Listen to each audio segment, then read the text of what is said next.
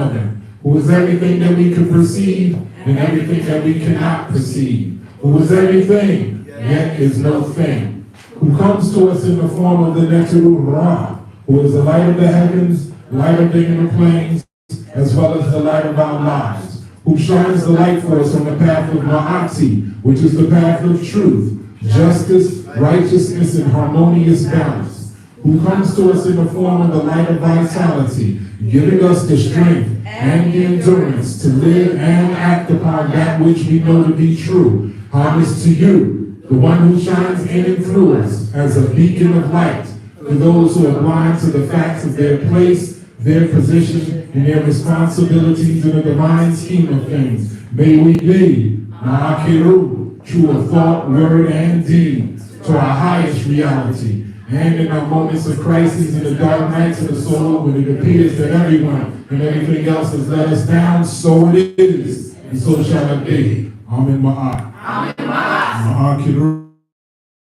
Ma'akiru. Ma'akiru. Ma'akiru. Ma'akiru. Ma'akiru. Ma'akiru. Let's see. Ma'akiru. Let's see. You on the way. Does this mic have too much bass in it? It's not sound too muffled? It sound loud a little bit. Not loud is good. It doesn't sound muffled though. No. So greetings to our new guests and greetings to all the people online. We still check you out, so the roll call is still on. So chime in and let us know where you all at, because we still actually do check the live stream. Bring it back up. We do check the live stream, so we thank everyone for their energy and their attention that we give on this day of Ra. So I start off by saying Nefer. We say Beka Nefer, which means Good morning. good morning, what they say, grand rising. So we have Nefer. Nefer, it means full. So we're in the afternoon, so we're in the full energy of the day. It's officially in the day. It means we're in the fullness of the day. So today's short topic is going to be called Get Your Affairs in Order. Because if you've been paying attention, there's a lot coming down the pike in this world. There are changes in culture, not changes per se in our African-centered culture, but changes in world culture, changes in human culture. And we teach in metaphysics that everything is interconnected. Do y'all understand that? When we say everything is interconnected, meaning what affects one person on a deep level, energetically, it affects all people on an energetic level. For instance, if I say, yo, I'm really getting my act together, I'm getting my diet together, I'm going to be meditating, praying every day, that process is alchemical. That actually changes me. So when I come into a presence with an individual or a group of people, because I've changed, it causes them to have to make micro changes and adjustments to the change that I'm in, because I'm not doing the same old stuff. Be like, yo, let's go pray. And I guess you praying with me, or let's go meditate. You meditate with me, or I'm not talking about the football game, I'm talking about metaphysics. So you talk about metaphysics, so the shift that I experienced becomes the shift you all experience. So what I'm talking about, everything is interconnected, so there's things that's happening in the world that's affecting all of us, irregardless of how you feel about it, irregardless whether you believe or agree upon it. This is where we're at. And because of these shifts, changes, and transformations, the narrative has to change. The narrative of a people have to change. Our narrative has to change. So there can be no more victim narrative, or there will be no victim narrative coming from us here. I don't know, there's tiers in the conscious community. So there's the nationalistic tier, there's the health tier, there's the spiritual tier, there's the metaphysic tier. So at least when it comes to us, we consider ourselves guardians and custodians of the culture. So everything, all our positions have to be one of empowering us as individuals and empowering us as a collective tribe or nation. Y'all get it? Am I going too fast? No. So our narrative can't be focused so much on white supremacy or waking people up, because that's most conscious people's favorite pastime, talking about white supremacy and waking folks up. And it's relative for people on a certain level of consciousness, but the work we've been doing to get to where it is that we have, that narrative doesn't serve us. That narrative, that victim narrative, does not empower us. Irregardless if some crazy things is happening in the world and crazy things happening to people, one person's hell could be another person's heaven, or one person could be in this world and be in a state of heaven while the next person 2 seats down from you could be going through hell.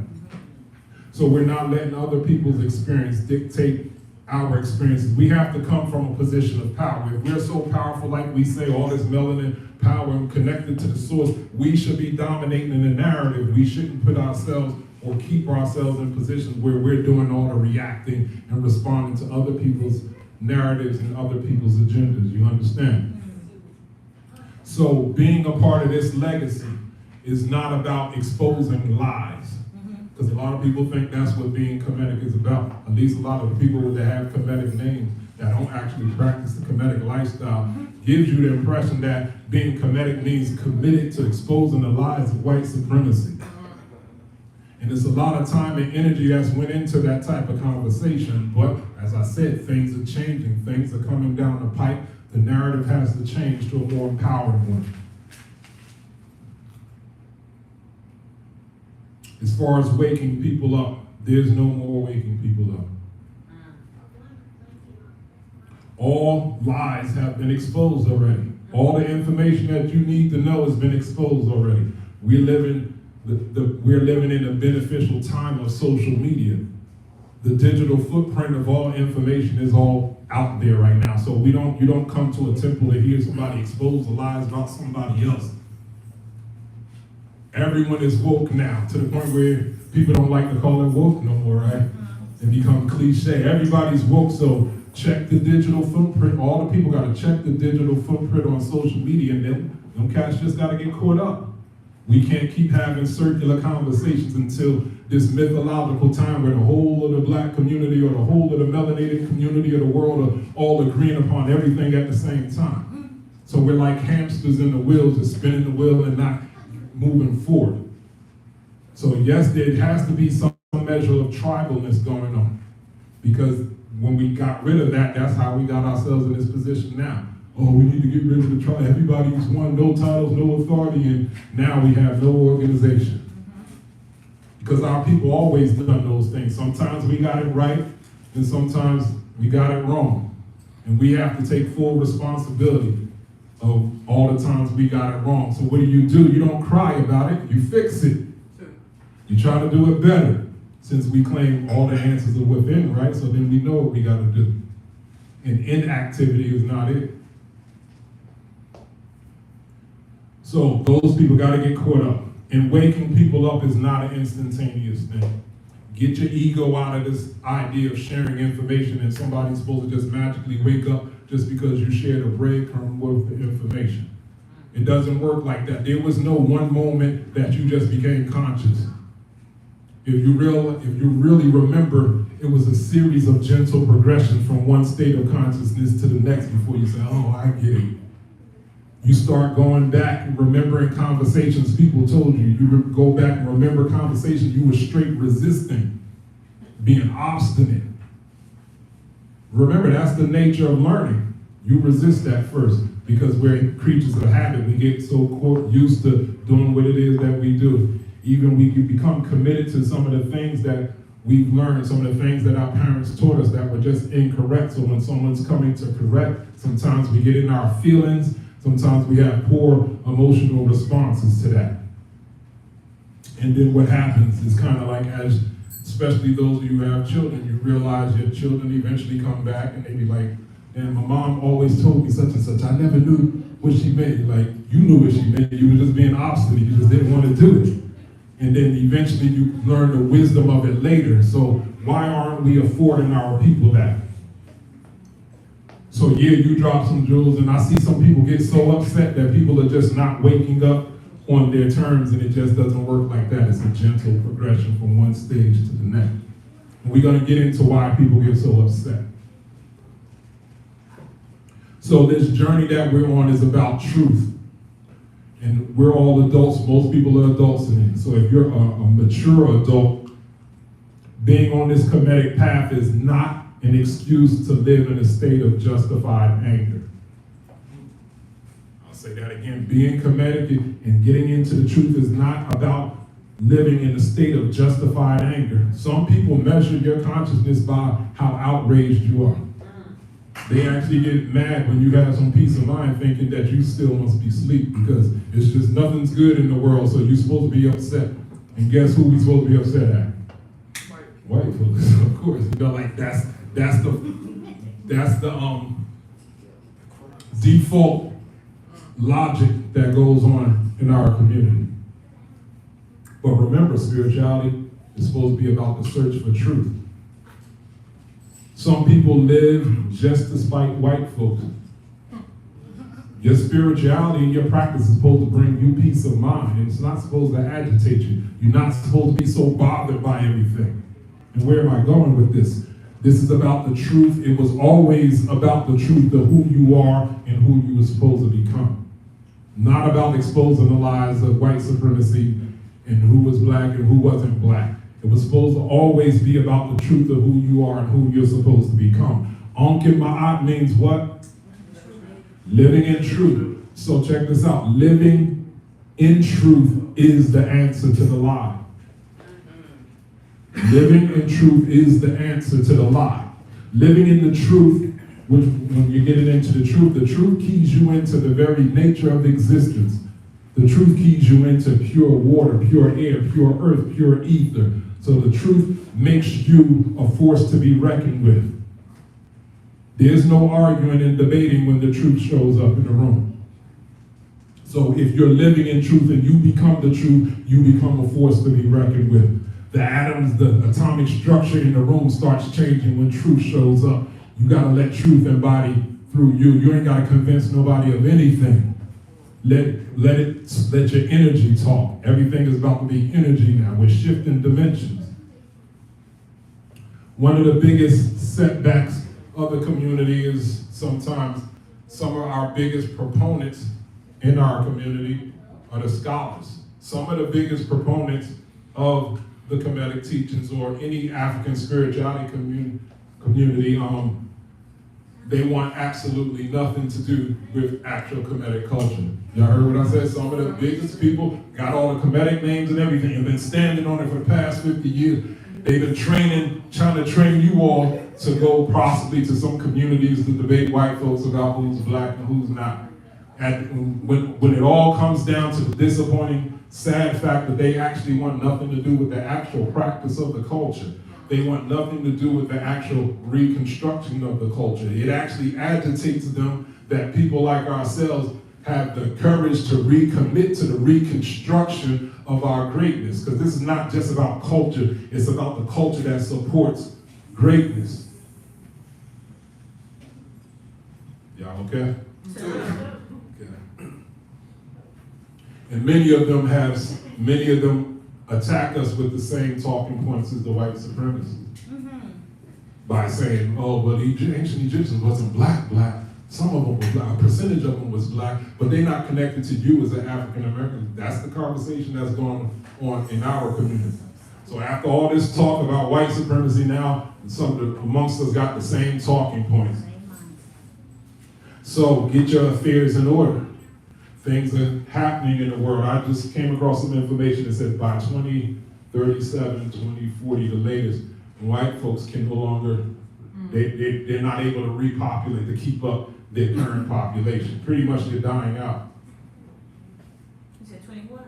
2037. That ain't too far away. So, is that a good thing or a bad thing? That's right. Huh? It's great. Say gray? That's iffy. Iffy. It's We bad. just have to keep doing what we're doing. And what are we doing? She said we got to, for the people online, she said we got to keep doing what we supposed to do. And what is that? Reconstructing. Reconstructing. All right. We strive to live the teachings of Ma'at, right? For the new people in the room, can you please tell them what Ma'at is? Y'all know what Ma'at is? Brother, you know what Ma'at is? Ma'at. No. Can somebody tell them the basic definition of ma'at? Ma'at is truth, Justice. justice, righteousness, Righteousness, harmonious harmonious balance. balance, Reciprocity, reciprocity, order, and all those good and things. law. Yes. All right, so we strive to live the teachings of ma'at, correct? Is that easy or hard? Very different. Challenging. Yes. So now, if this oppressive race that everybody says is about to die off, and this oppressive race is about to die off, and yet us currently, collectively across the planet, we're at our absolute lowest in our behavior and our attitude towards one another. So the question is, are we ready? So if they're on their way out, who's got the next seat? Okay. So here we are for the past 100 years at least, our people talk about no titles, no organization. So we haven't even been practicing the organization. So if so-called powers that be is out, and if you don't have any experience with organization or authority or power or authority, then it might skip us over. And that would be messed up, wouldn't it? If it go to somebody else. It might go to the Mexicans.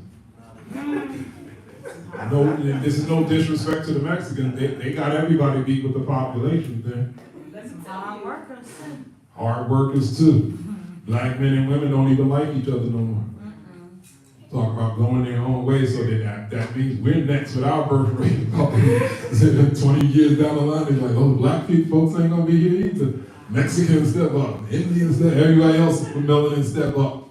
You know, like that's where we go. So get your affairs in order. It sounds like it sounds foreboding. It sounds like a message of doom and gloom. But what does that generally mean when people say get your affairs in order?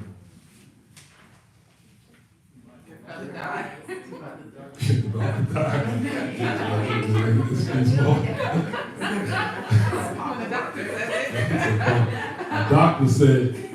So it generally means you start looking at your finances and stuff like that, seeing what you're gonna leave behind for your people. It starts looking at like what is the state of my possessions and stuff like that. What's gonna be the statement of my personal effects on my personal legacy, correct? Because it means, What's essential? What's essential? Because it pretty much means you're preparing to die or no longer be here. Which is interesting. I look at some of the patterns and things of certain people's consciousness online, and sometimes I get worried about the state of consciousness. I feel like our people are subtly losing hope or giving up, because some of the most conscious people have the most alarming things that they say out their mouth. I saw one person's post, it was just like, yo, I can't wait to be up out of here. I'm so tired of this world. So to them people, the world is just messed up, everybody's evil, there's no good in the world. So let's look at that. In my opinion, it is the unrealized person who speaks like that. What are the profile of people like this? Number one, they're frustrated. Number two, they're not aware of their purpose or not clearly on their purpose. They blame everything on the white folks of why stuff didn't go right. And their default logic is, everybody's default logic is no. When you don't know your purpose, or if you're failing at your purpose, or you're ineffective in your purpose, you start saying, my purpose is to wake my people up. Right? My purpose is to wake my people. And the way they do it is in the most petulant, condescending manner as possible. The way people go about so-called waking people up actually be destroying relationships. Yes. And they be like, oh, I'm just trying to make you think. You're like, no, you're being an a-hole. Now I'm not messing with you. Now I might not realize what you were trying to tell me until 10 years from now because you were that offensive. So we lost 10 years of building because you want to be about how you go about this message. So that's people's default logic. I'm just trying to wake my people. Is that really your purpose? Is that everybody's purpose? No. Just to be waking people up. Remember I said this, the lies and everything has been exposed. Get caught up. As a conscious person, reading is supposed to be your favorite pastime anyway. You don't need nobody to be telling you no more stuff or waking you up. It poses for good conversation.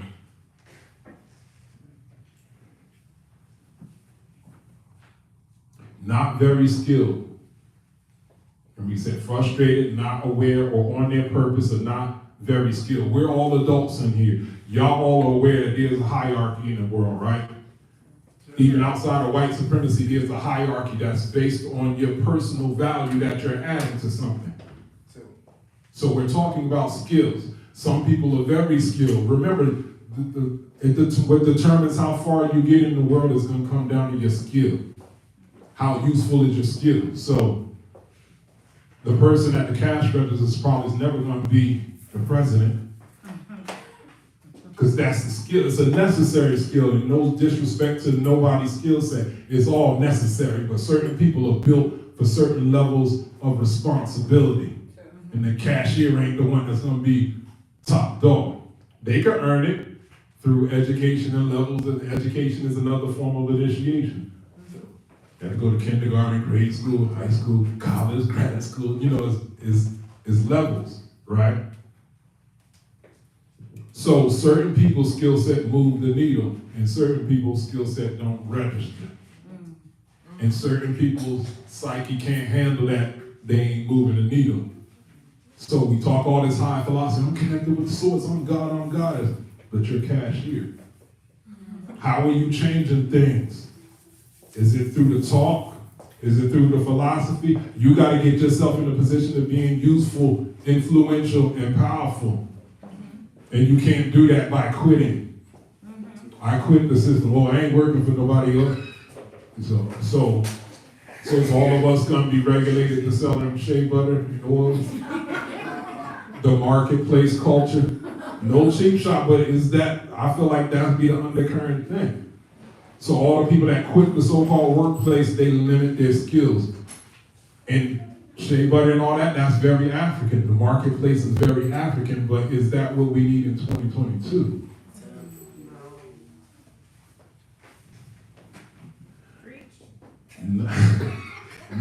Generally not very successful in their endeavors. Because of lack of education, because of a lack of organization, because of lack of planning, some of the most profound plans always fall flat. We could dream a heck of a plan up, but if you got no discipline and if you don't got the circle of influence of people with different levels of skill set to get you there, it's gonna fall flat. And a lot of us in the conscious community don't respect levels. We don't respect different levels of education. You got some of us shaming people for being educated.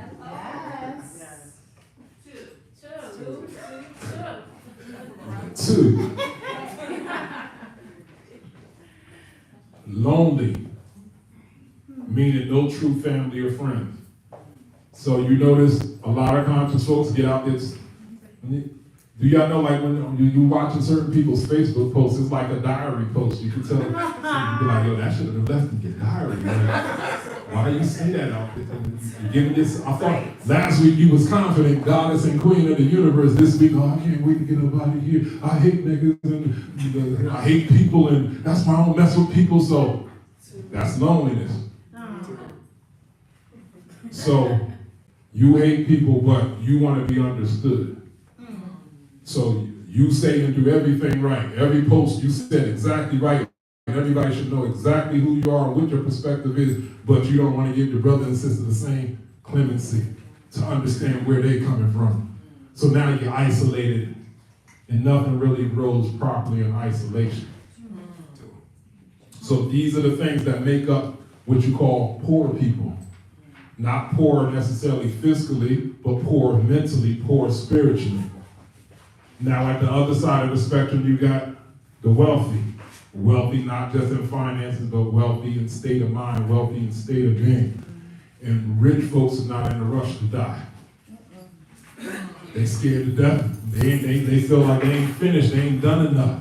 Even to their own detriment. They be out there drinking and smoking and living their quote unquote best life. They be like, yo, I gotta experience everything, man. It's crazy, man. What's going on? And the poor people like, yo, y'all stupid. Knowing, or maybe that they will be doing the same thing if they had that type of money, especially if they was born in that type of money. It's a consciousness. They're indulging in every whim, even to their detriment. The rich and wealthy have what we call a lot of necessary skill sets that move the needle. A lot of them inherited it. They were born into a certain amount of money, so therefore they was encouraged to get a certain level of education that affords them a certain level of power and influence. And mind you, the poor people could get it too. They just got to apply themselves a little bit harder while making better decisions. Because remember, decisions come with consequences. Some consequences are good, some consequences are not so good. And a lot of our people be hating that word accountability. We sharp with our blame game. But they said, but what about them two fingers pointing back at you? No, that's because white supremacy. They keep a circle of great or like or greater people than themselves. And some people would be like, well, listen, you're wrong, white folks commit suicide too, just like poor people. Generally, this is where so-called poor and wealthy people are on the same level with certain things. The cause people to go into these so-called dark places is trauma.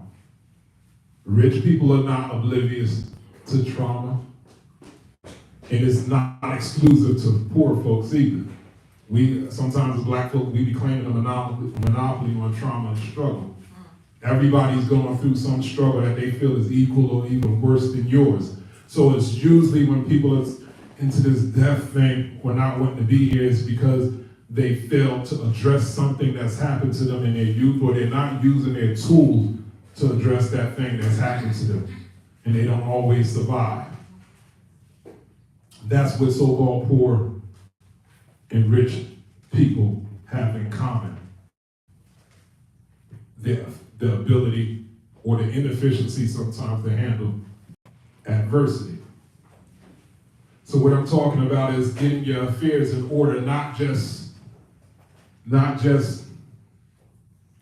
to prepare your people after death. We have to understand, like, your affairs got to be in order just as a way of life. Because if you're in a rush to get out of here, then some people are deleting themselves. That puts the family under stress because you had your affairs wasn't in order. So it's like, damn, now we got to find $10,000 to do. Okay, where's the will? Did he have a will? Did she have the will? They going through your apartment or your place and it's looking crazy. So it's one of the most selfish things you can do. Exactly. So getting your affairs in order is not just the benefit of when you're gone. It's for life. There's a set of teachings called the 14 Souls of Ra, and they're really 14 attributes of what you're supposed to accomplish before you die, and one of them is called Sheps. Can y'all say that? Yes. It's talking about having honorable burial. That's literally talking about having your affairs in order. That's how you can have an honorable burial. We all going to pass, we all going to transition, but how prepared are we for that? When you listen to the white folks, they just be like, oh, the Egyptians were obsessed with death. They were just prepared. When you go to Florida, you prepare for your trip, right? You go out the country, you prepare for the trip, right? We know we got to go to that afterworld, so we're supposed to prepare. We're preparing to get your affairs in order. So what is that talking about? We're talking about basic financial literacy. So as adults, you all are adults in this room, everyone has a job or something that resembles a job. You know how much money you make, right? So it's 2022, or what year? Is it? Yeah. Sometimes I'll be at 62, 40, 62, 63. I tricked y'all. That was the comedic year. But anyway. And this year, is it enough money? Do you got to get another job? Do you have to get a side hustle on top of that? That's what it's starting to look like, right? The hyperinflation and stuff, like jobs. Man, like 30 years ago, a regular 9 to 5 could cut it. Right. You could have a house and everything, house in the car. Huh? One income. One income. Now you need a job. You need two jobs. Your side hustle be the side hustle. Side hustle to the side hustle. So if the jobs are not cutting, now you have to think about getting an education to get a career. Because that's a definite bump up. And some people that's not into the career thing, they be like, I want to be an entrepreneur. Still is more education. Where your lifestyle becomes how you make money. That's how the entrepreneurs be trying to say, I love cooking, so I just want to be able to make money cooking.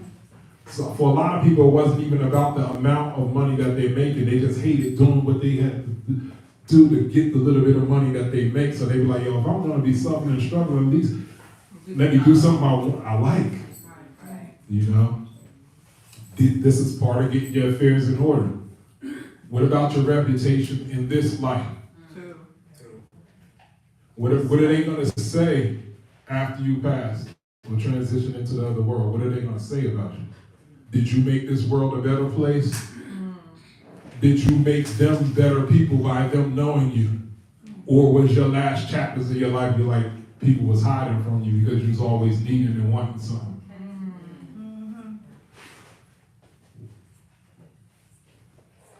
So, death is in the air. The sisters talked about evil, so we got to talk about it. Just the other night, I left Kurt Head's house, we had a meeting, and he told me the next morning that after I left, shortly after I left, there was a shootout in front of his house, and one person died. He says, good thing you left, because somebody got killed after you left. Both of them got shot, one died, 2 black men. There's something going on in the air. It's a tension in the air. It's a spirit of desperation in the air. Do y'all believe in evil spirits? Absolutely. Disembodied spirits? Do you believe that there's consciousness here, right in this same area, in another dimension of this place? Okay. Last night I was taking one of my nightly walks. And mind you, like I'm a martial artist, my knee still ain't right after that kidney thing I had. So I'm walking. It's minding my business, and I seen it's like 11 o'clock at night, nobody's out. I'm on the right side of the street. On the other side of the street is another sidewalk. So I'm seeing the figure coming across the street like Walking Dead, like The Walking Dead. I'm like, oh man. I'm there checking my knee, like, okay, am I fighting? Do I gotta run? I ain't running and I ain't fighting. Well, okay, how's that look? Well, check it out. So he was inebriated. Do y'all know the word alcohol means spirit? Yes. So he had spirits with him, or he had a spirit dominating him. And he's looking like, and guess what he did? I just kept walking. I leaned into it. I'm not looking back, like, okay, I guess I can run over here. I'm like, what the heck I gotta be scared of a drunk man for?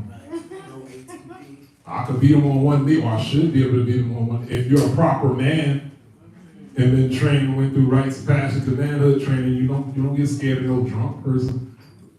So check it out. So I'm walking and he stops dead in his tracks because now we're on the same sidewalk. The sidewalk is only like 3 feet wide. And I'm like, I'm not stepping off the line. So he walks and he said,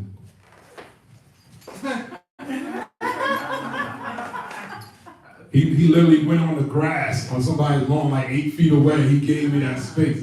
So his spirits is with him, my spirits is with me. And they didn't want to work. Remember I said, I'm not running and I'm not fighting. So my spirits showed that they were superior to his spirits because he stepped 8 feet out of the way. And check it out. So I still kept my senses on him because we've seen too many movies where the righteous people just be straight foolish and the demon call you fool, you shouldn't have turned your back. And he's like, oh man, so I still was ready for the okie doke. So I took 30 steps, and then I turned back around, and he was like, he turned around at the same time. It was like, okay. So that was an energetic exchange where good is meeting evil. And you have to be confident in your good, like how the evil in the movies be confident in their evil. Y'all remember Matrix, right? The way that Smith was fighting Neo. Neo was like, the Smith is fighting him like, you're going to lose. You're going to lose. And the Neo's fighting like he don't know if he's gonna win. He's looking for ways out the problem. He's just trying to survive the situation. The Smith was fighting to win. Good or righteous people be just trying to survive. I don't need money. I guess I'm gonna be okay in this school. Oh, I'm quitting America. I'm gonna go to the bottom. You know, like, nah, you got to engage. This thing I told you is now is global. There's no running from this thing. It's global. It's on this whole planet. You go to another planet, the same nonsense. People are like, oh, I want another assignment. I'm like, fool, what makes you think your assignment that you get is going to be any better than this, especially if you quit? They're like, nah, you got to do it over. Matter of fact, since you quit, you got knocked a couple steps back and you back to the slave colony on some other place. You're like, this, I thought.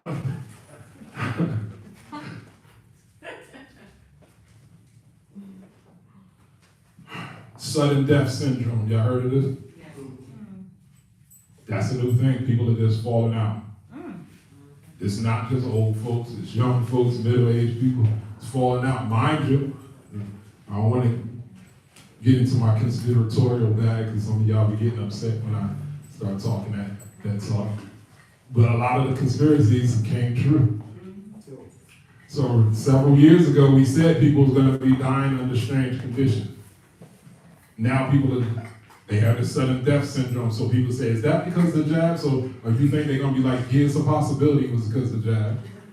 You think they're going to say that? No. So this is how they do it. So they be like, no, there's no scientific evidence to prove that the jab has anything to do with it. We check the ingredients. You're like, yeah, you check the ingredients, but did you check the effect of that combination of ingredients and how it works in the body? Do you understand that the human being is an interdimensional being and you're not just your body? Your mind, your spirit, there's several dimensions of you and everybody's different. So based off of your mental and emotional disposition, that could mean life or death for certain people with that jab and certain people not. Sudden death, so I'm talking about death in the air. Somebody just got shot at his house, death in the air. I'm encountering a form of evil on my peaceful walk at night. People just dying, death in the air. Black men are killing black women as well as their families because they can't take the pressure. Deleting themselves. Their self-value, their self-worth is that low that so it's one thing to take yourself out, but to take the family, the kids. So that's something serious. That's a serious brand of evil and desperation or hopelessness that's in the air. What do y'all think that's about?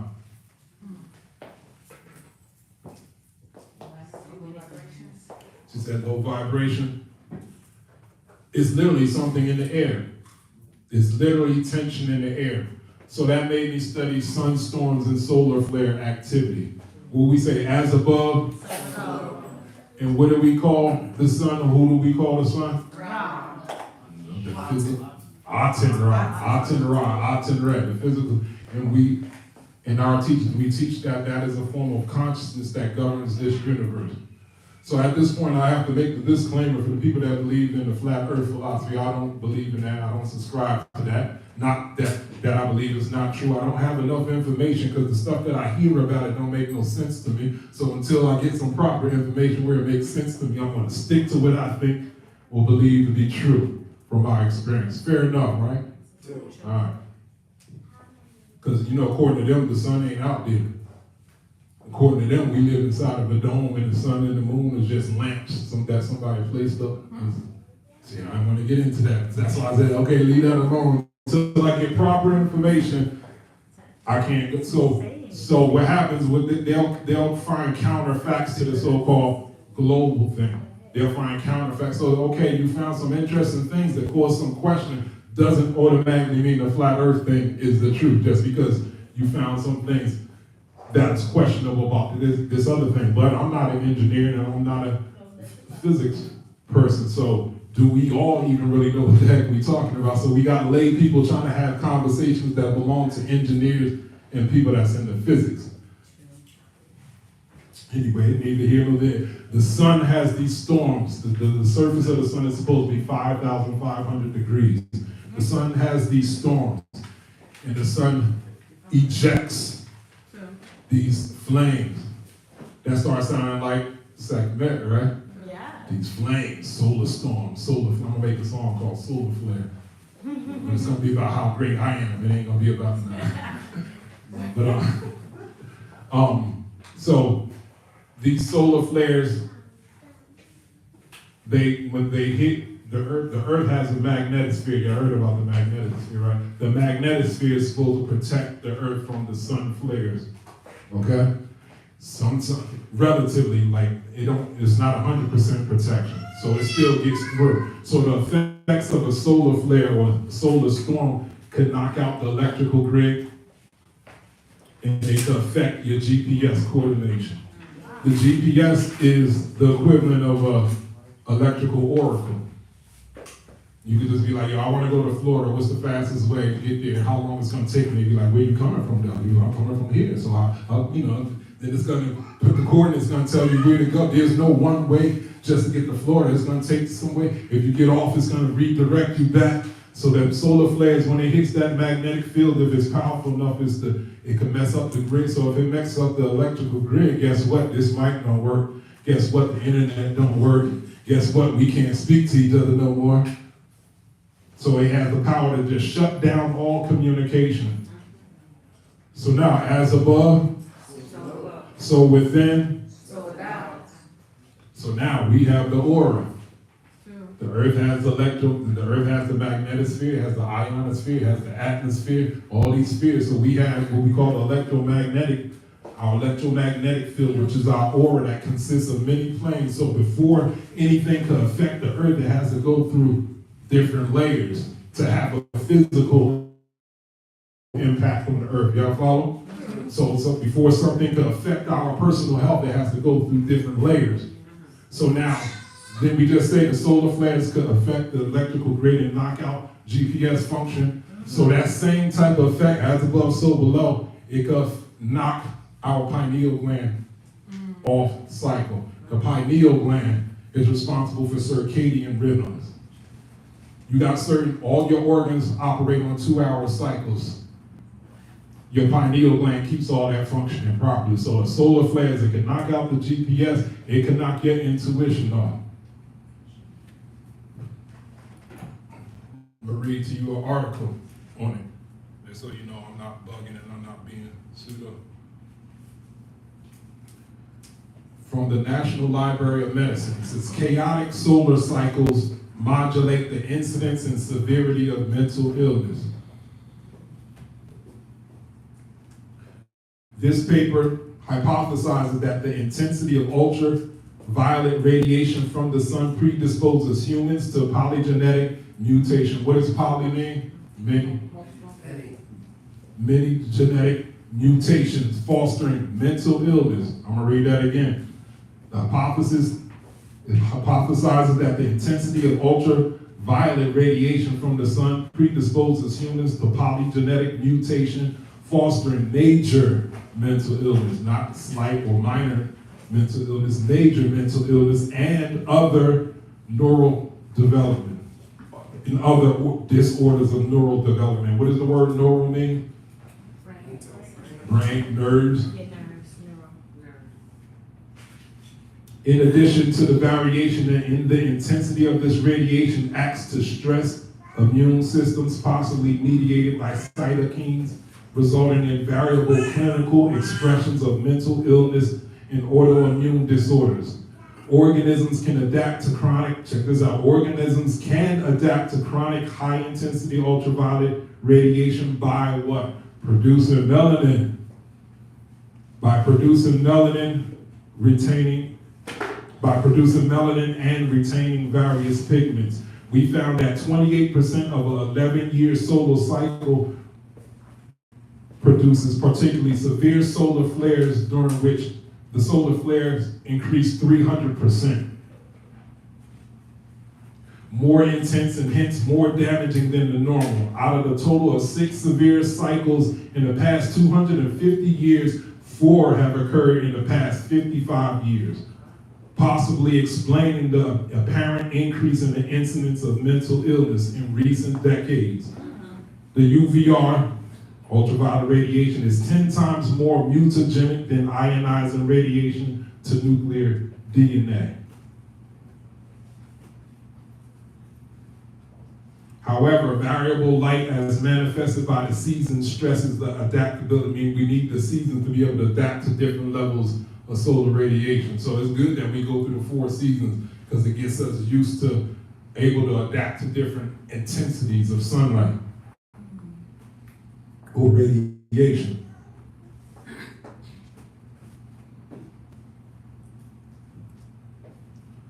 So it's pretty much, so the human brain, our most important organism of adaptability, must be able to survive environmental variation with successful matching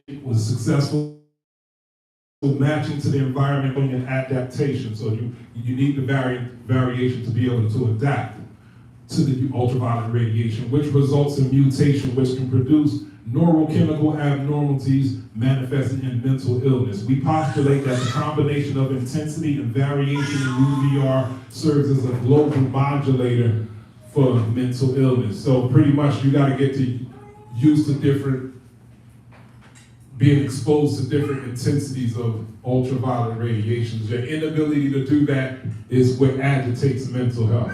Remember I said on mental illness, remember I said it's in the air. It's a tension in the air. There was a solar flare that hit the planet August 3rd. Did y'all know another one just hit this weekend? No. This is when it's talking about the increase we have more increase in this past 5 years than we had in the past 250 years. Remember, so Aten Ra sending some codes to Earth, something is going down. So what determines can you survive is the strength of your magnetic field. 3 easy ways to strengthen your magnetic field is 1, diet, 2, exercise. Exercise and moving your bones. Your bones create what you call a piezoelectric effect. Your bones is a mineral. Minerals emit as well as transmit light. So when you move and exercise it, your aura is going boom, boom, it's pulsing. When you don't move, your aura starts becoming distorted and it starts becoming withdrawn, therefore making you more susceptible to these ultraviolet radiation. So your aura is strong from certain foods, high mineral foods, high alkaline foods, exercise, and grounding, getting your feet on the earth, and getting your butt on the earth too. Remember, your spine is a pole, as above, so below. So with all that being said, I did a reading about what's going on and what is it that we need to know at this phase. And Het Heru came up and Geb came up.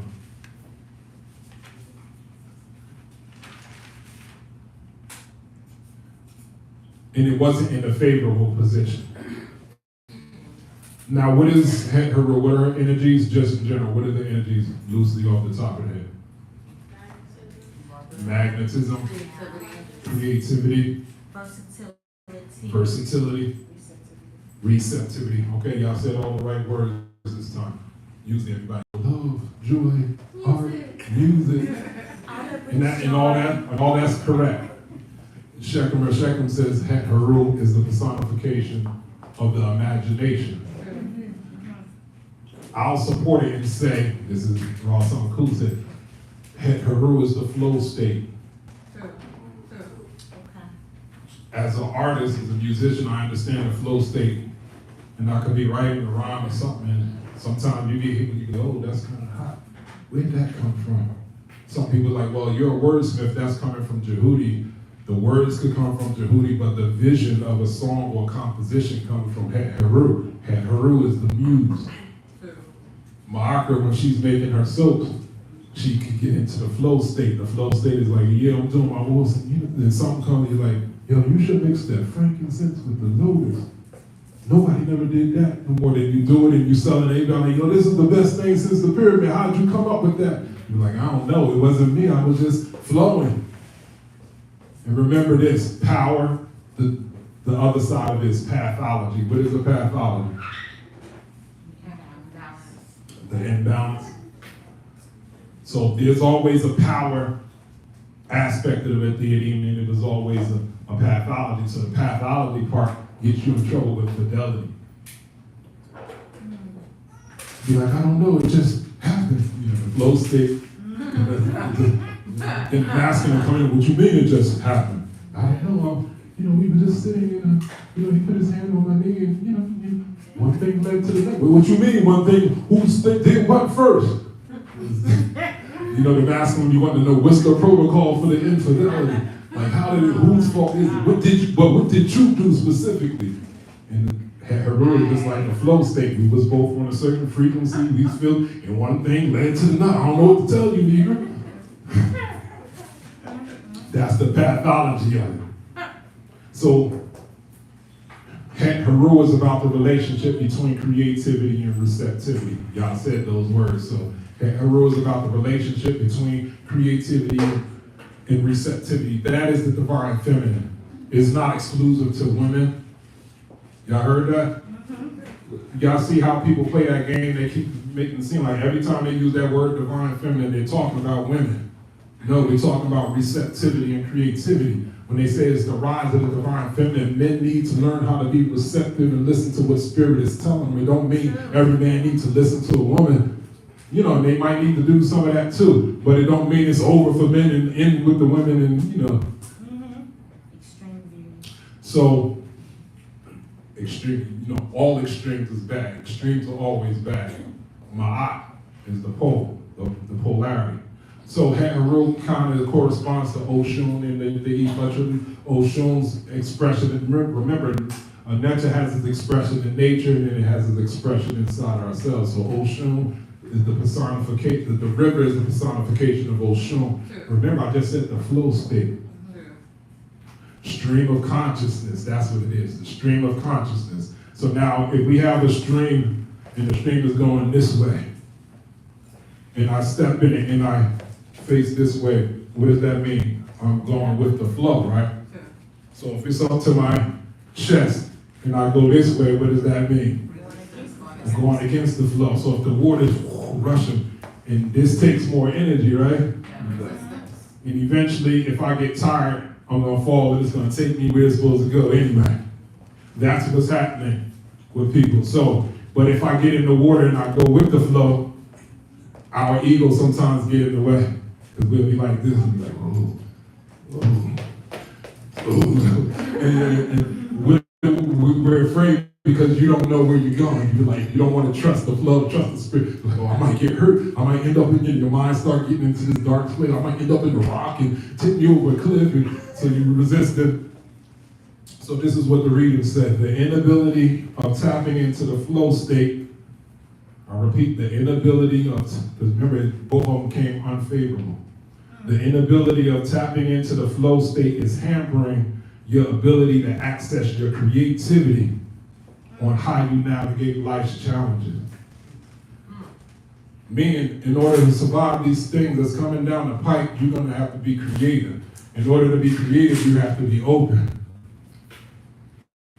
Hampering your ability to what? Hampering your ability to access your creativity on how you are to navigate life's challenges. And isn't it strange that I just spoke about the sun and its effect upon the earth and the magnetosphere, right? What does she have in between us? The sun. And Gad represents what? The earth. So Gad represents physical resources. The physical resources that are at our disposal. Gad also represents vitality, health, money, friends.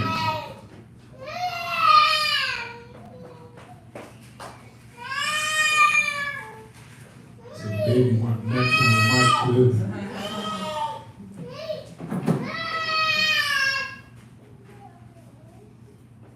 So Gad represents Health, money, and vitality? physical resources at our disposal. Gad represents physical resources at our disposal. Health represents health, vitality, friends, money. So it's resources. People are your greatest resource. Because people have skills. People have talents that you might could use.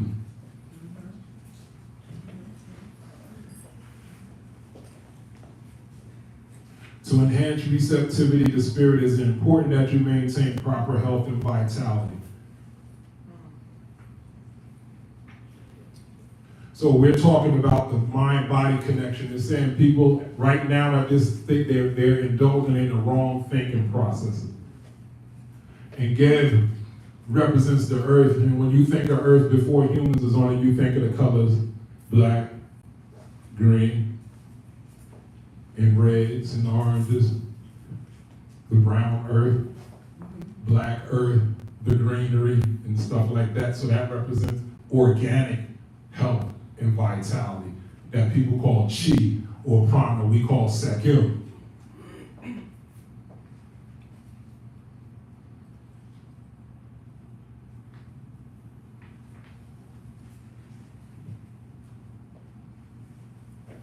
It's saying that our resolution is to heal through artistic works. Remember, Heru. Meaning you just have to have a healthy perspective about your situation. And that is done through songs, stories, dance. So music is always an interesting thing to deal with. So what type of music are you listening to? So sometimes people get into stuff and they listen to music that represents the narrative that they're going through. So they got the trap and all types of stuff, and sometimes you're feeling upset, so you throw some music to get you into that space and feeling a certain way, so that's not what they're talking about. You gotta pick what they say in order, when you focus on something, it becomes an actual thing. So if you're feeling some sort of way upset, and if you're listening to music that validates your upsetness, you're just actually instigating. So you need to be picking music that puts you in a joyous space, a light space. And that's hard to find with a lot of music nowadays. That's why people listen to a lot of older music. Yes. Because right now, a lot of music, at least the music of our folks, is just in its basest level that it's ever been. So, but I don't even think it's talking about that. So, y'all heard of the binaural beats, right? That's essentially for lazy people. Who don't, but it's good though, for people that don't want to do the shadow work. The shadow work is dealing with your blockages and things that's uncomfortable, that eventually come out as undesirable parts of your personality and stuff. So when a spiritual teacher be like, yo, you need to do shadow work, you're like, oh man, I gotta think that stuff my mother did it, like people just hate that. They be like, now go, but my mother's dead and I hated her when she's like, now go to the altar and tell her you love her. You're like, what? But she did something, so people just be in this weird space of getting real resolution to their issues. So the binaural beats, them vibrational things, that's the thing. That's why I say it's for lazy people. So just go put the beats on and just start working on layers of your energetic field, and it starts removing the blockage slowly by slowly. Next thing you know, you ain't feeling those feelings no more. It might take 6 months because you're being a coward and you're going the long path. 6 months down the line, now it's not such a bad thing to go to the altar and tell your mom or your grandmother, your people that you love them. But remember, music is frequency, it's vibration. So Haru saying listening to holistic music choices. Well, I say sound therapy. It ain't even about music at this point. It's about sound therapy. And so that being said, I think I hit all my major points. So let's do a summary. So we hit many points. So we dealt with some political stuff, right? Some things in the world. We dealt a little bit of science, right? Did we? Yeah. We dealt with some comedic philosophy, right? We dealt with some spirituality, right? We dealt with some metaphysics, right?